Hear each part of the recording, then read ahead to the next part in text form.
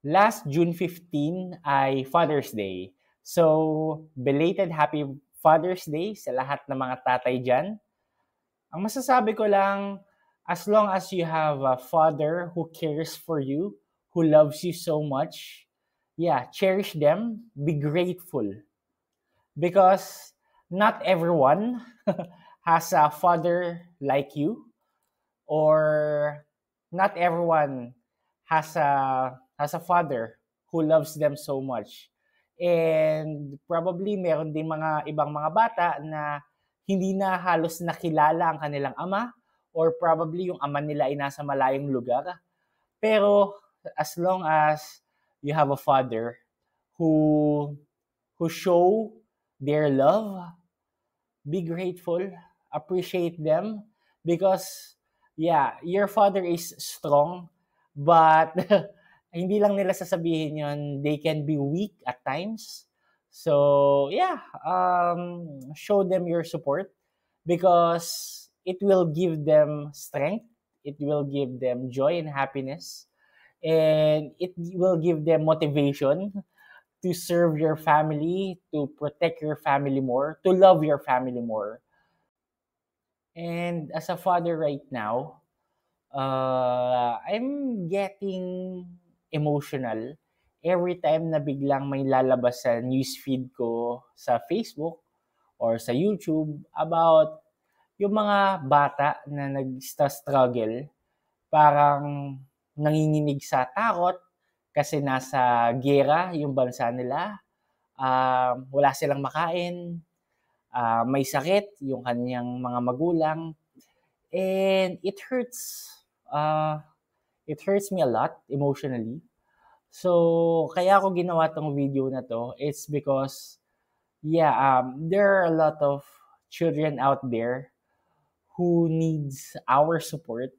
And as long as you have a very, very nice family, yeah, I want you to take care of them, cherish them, and be with them. Your time, your presence is, yeah, very, very necessary for them, more than your money. Of course, kinakailangan din ng financial support, pero yung time, yung presensya ninyo, yung inyong pangangaral ng tama, actually, your children needed that.